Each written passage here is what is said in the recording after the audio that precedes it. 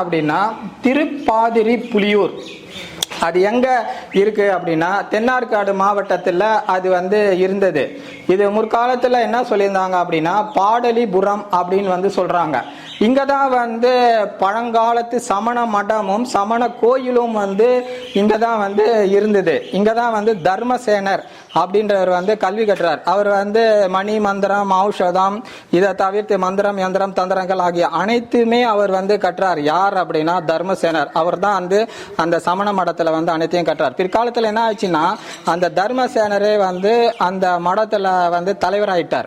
ஒரு குறிப்பிட்ட காலம் போன பிறகு அந்த தர்மசேனர் சமண சமய மதத்துல இருந்து சைவ மதத்துக்கு மாறிட்டார். அப்ப அவருடைய பேர் என்ன ஆயிடுச்சு அப்படின்னா திருநாவுக்கரசர். அவர் தான் அப்பர். அந்த இந்து மதத்துல 4 பேர் சொல்றாங்கல்ல, அப்பர் சுந்தர் சம்பந்தர் மாணிக்க வாசகர் அப்படின்ட்டு. அந்த அப்பர் சொல்ற திருநாவுக்கரசர் சமண மதத்துல இருந்து சைவ சமயத்துக்கு மாறினவர்.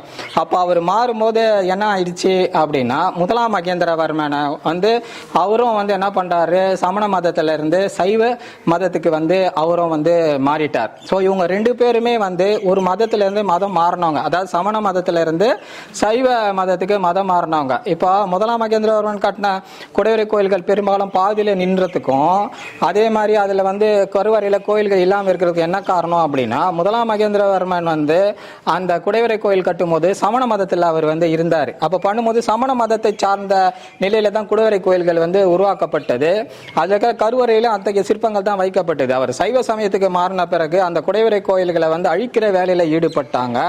பிளஸ் அதை முடிக்காம விட்டுட்டு அந்த கருவறையில் இருக்கக்கூடிய அந்த சிற்பங்கள் சிலைகள் எல்லாத்தையுமே எடுத்துட்டு போயிட்டனால தான் முதலாம் மகேந்திரவர்மன் காலத்துல, அதாவது பல்லவர்கள் காலத்துல கட்டப்பட்ட குடைவரை கோயில்கள் எல்லாமே பாதி நிலையில நின்றதுக்கான காரணம். இப்ப என்ன பண்றாங்க அப்படின்னா அந்த தர்மசேனர் என்று சொல்லப்படக்கூடிய திருநாவுக்கரசர் இவரை முதலாம் மகேந்திரவர்மன் சமண சமயத்திலிருந்து சைவ சமயத்துக்கு மாத்திட்டார்.